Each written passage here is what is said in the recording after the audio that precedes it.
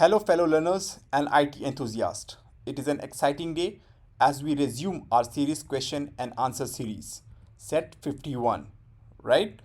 Friends, we have already explored the fundamentals of risk and information system control, but there is so much to discover, right? Today we continue our quest to master the series domain, preparing you for the success, right? So get ready to dive into the world of risk management, governance, and control assurance. Let's keep learning together, right? Let's start with today's first question. Friends, the first question states, which of the following is the most important information to include in a risk management strategic plan? The options are option A, risk management staffing requirement, option B, the risk management mission statement, option C, risk management investment plan, and option D, the current state and desired state future. Friends, in this the correct answer is option D, that is the current state and desired future state. Friends, because it is most important to paint a vision for the future and then draw a roadmap from this starting point. Therefore, this requires that the current state and desired future state be fully understood. Right? Let's discuss the other options which are incorrect. Moving to the option A, that is risk management staffing requirement. Friends, this option is incorrect because the risk management staffing requirement are generally driven by a robust understanding of the current and desired future state. Right? Let's discuss the other option, that is option B, the risk management mission statement. Friends, this option is also incorrect because the risk management mission statement is important but is not an actionable part of a risk management strategic plan. Right? Now moving to the next option, that is risk mitigation investment plan. Friends, this option is also incorrect because mitigation investment plan are generally driven by a robust understanding of the current and desired future state. Right? Moving to the next question. The next question states, information that is no longer required to support the main purpose of the business from an information security perspective should be. The options are option A, analyzed under the retention policy, option B, protected under the information classification policy, option C, analyzed under the backup policy, and option D, protected under the business impact analysis. Friends, in this the correct answer is option A, that is analyzed under the retention policy. Because friends, information that is no longer required should be analyzed under the retention policy to determine whether the organization is required to maintain the data for businesses, legal or regulatory reason. Right? So keeping data that are no longer required unnecessarily consume resources may be in breach of legal and regulatory obligations regarding retention of data, and in the case of sensitive personal information can increase the risk of data compromise. Right? Let's discuss the other options which are incorrect. Moving to the option B, that is protected under the information classification policy. Friends, this option is incorrect because the information classification policy should specify retention and destruction of information that is no longer of value to the core businesses as applicable. Right? Moving to the option C, that is analyzed under the backup policy. Friends, this option is also incorrect because the backup policy is generally based on recovery point objective. Right? So, the information classification policy should specify retention and destruction of backup media. Right?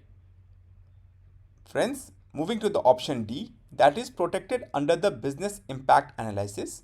Friends, this option is also incorrect because the business impact analysis can help to determine that this information does not support the main objective of the businesses but does not indicate the actions to take, right?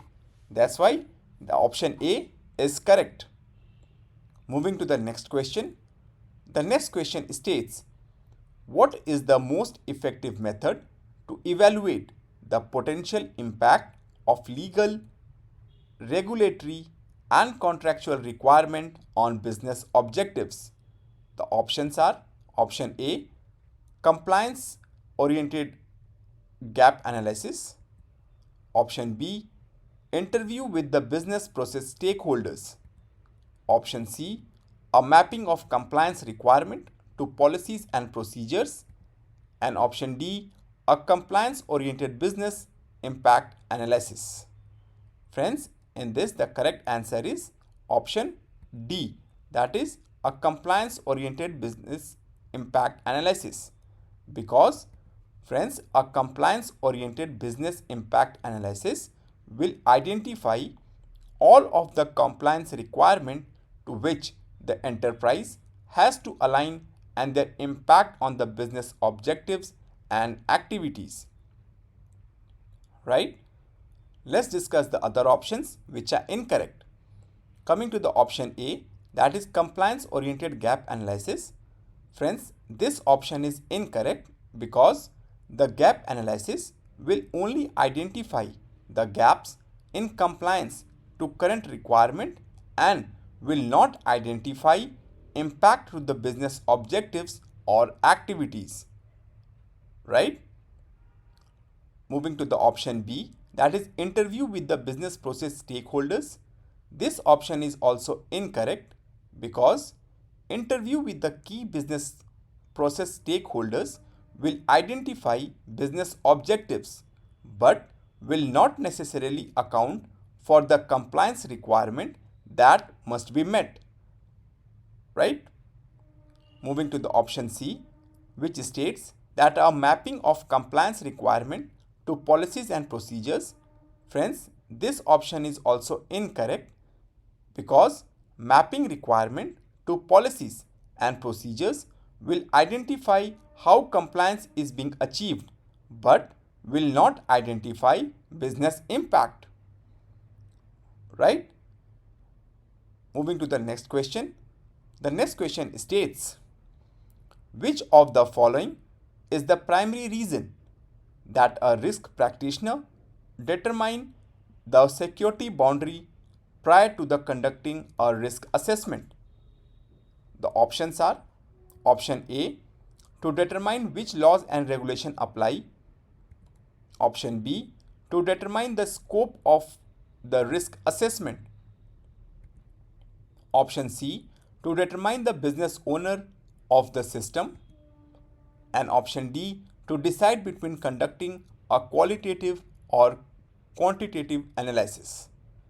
In this, friends, the correct answer is option B, that is to determine the scope of the risk assessment, because the primary reason for determining the security boundary is to establish what systems and components are included in the risk assessment.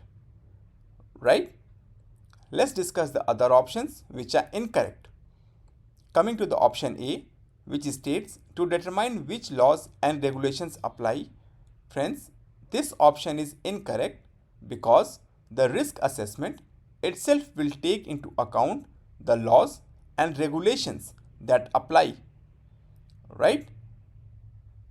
Coming to the option C, which states to determine the business owner of the system.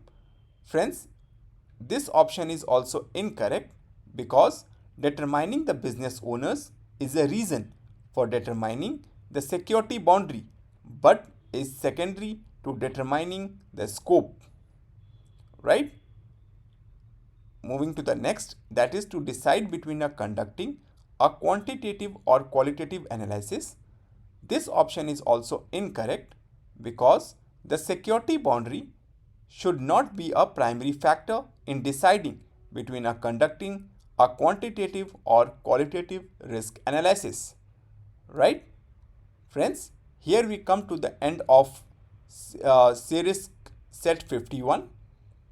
Thanks for watching. Please do subscribe and stay tuned for more updates. Thank you.